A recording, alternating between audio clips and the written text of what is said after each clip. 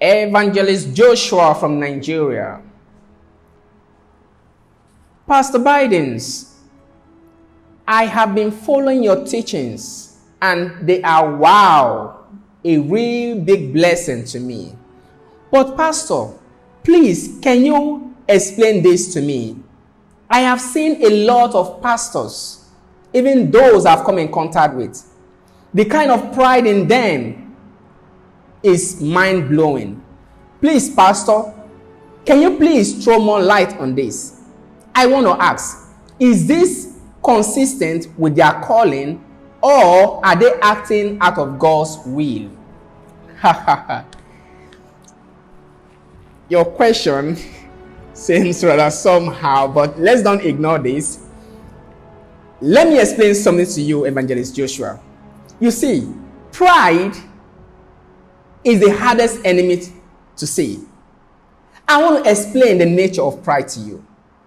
It is the hardest enemy to see after you have been in glory. Pride caused the first fall from grace, and it has caused most of the falls since, even to this time. Satan saw the glory of the Father and beheld all the myriads who served him, yet he still fell. He fell because he started to trust in the glory and power that the Father had shared with him instead of trusting in the Father. Pride always results in tragedy, darkness, and suffering.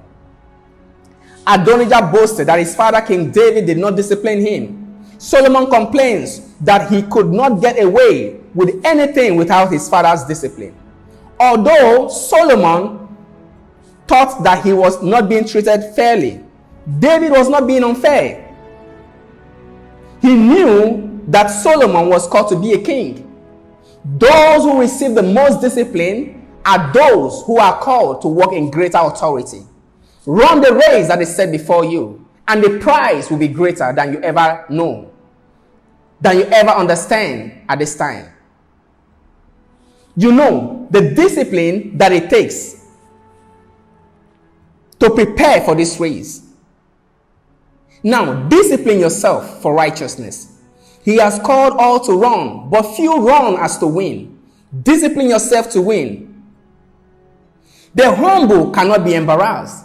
Someone asked the other time that how come so many pastors are so offended at any little thing?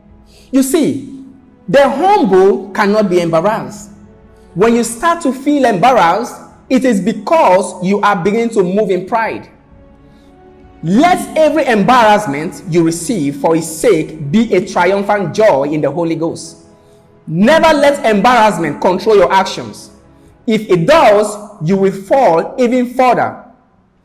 Learn to embrace every opportunity to be humble, knowing that he would then be able to trust you with more authority. Do not boast in your strength, but in your weakness.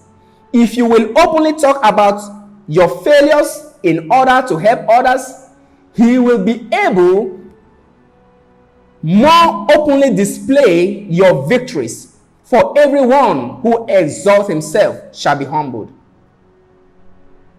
and he who humbles himself shall be exalted.